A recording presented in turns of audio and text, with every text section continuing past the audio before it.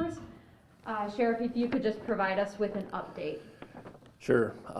Recovery efforts for Ethan Kazmerzak's vehicle, Volkswagen, were completed today around 1:30.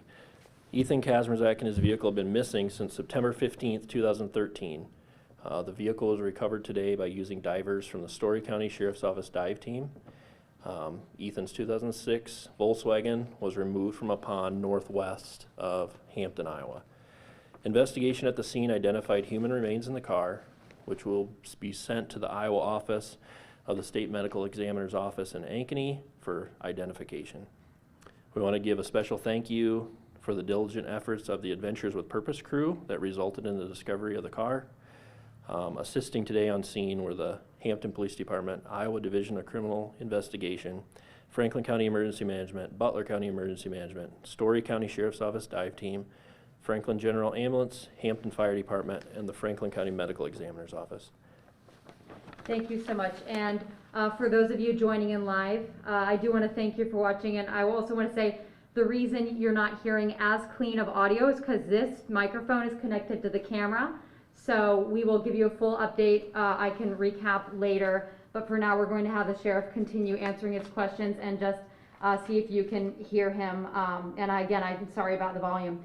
So you tell me that you've been sheriff here for 2 years, but you've been in the department for a long time. So kind of walk us through what the impact it had on a community to have a 22-year-old young man missing for so long. Right.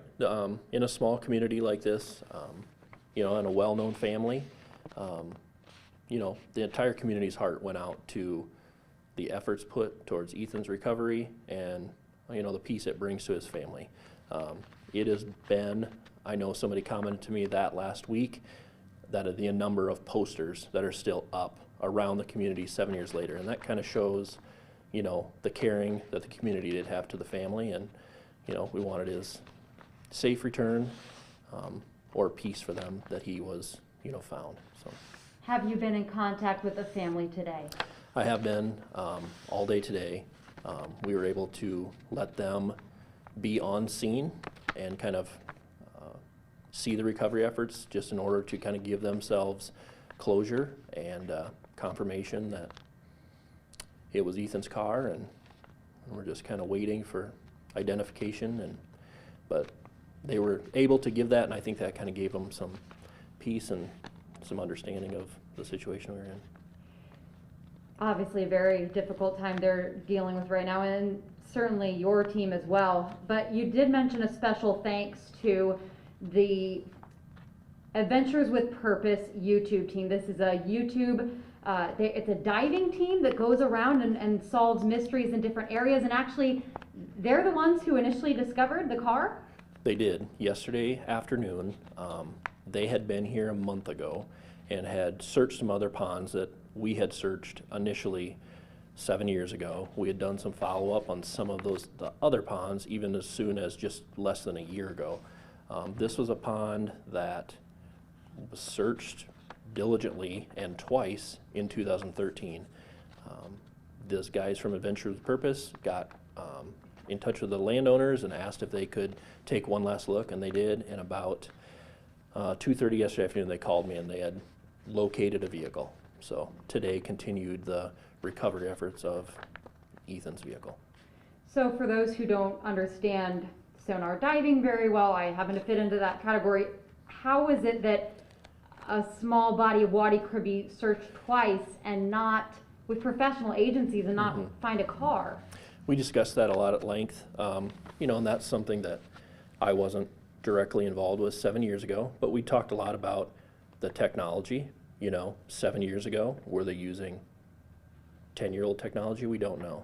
The way that dive teams work is they work off of grid patterns and everything else. It's a mystery, just like Ethan's disappearance has always been a mystery. And, we're just glad we have his vehicle, and we're kind of working to kind of put the family at ease. So, is it a possibility that the car was not initially in there and perhaps became in the water at a later date? I don't think that's a possibility. that would just, he went missing fairly close from this same area. So I think he's been there for 7 years. Okay. You mentioned that the state medical examiner's office is going to work on IDing the body. Do we have an idea on how long that might take? I don't have any idea how long that might take. Did you know when the dive team was coming back? I know you said they were here before, and then they came back. Did you know that they were coming here today? I didn't know, and actually they came back, it was yesterday. Oh, They had yesterday, reached, okay. And they had reached out to the police chief here in Hampton and spoken to him yesterday morning right away. So I knew they were back in the area yesterday morning, so. Okay. Eric, are there any questions you have? Did you already hit on like how deep the water is over there? Like, was it way down there? Was it under mud or how? No, it's, this pond and all the ponds in the area are, previous sand and gravel pits. So they're pretty, you can imagine what a sand and gravel pit would be like. It's pretty clean, not like a river or anything like that, so. What do you think, what would you like to tell the community right now? We just hope that, just from my office, we are thankful, or we're just not thankful. We are just happy to give the family peace and closure. They have a lot of mourning left, and we just hope that this brings closure, and we're just asking the community to reach out to them with respect and love, and, pray for them as they mourn. Okay, thank you. And then one last thing, where exactly was the location? One more time. It's about 5.5 miles north and west of Hampton, so near the intersection of 190th and Nettle Avenue.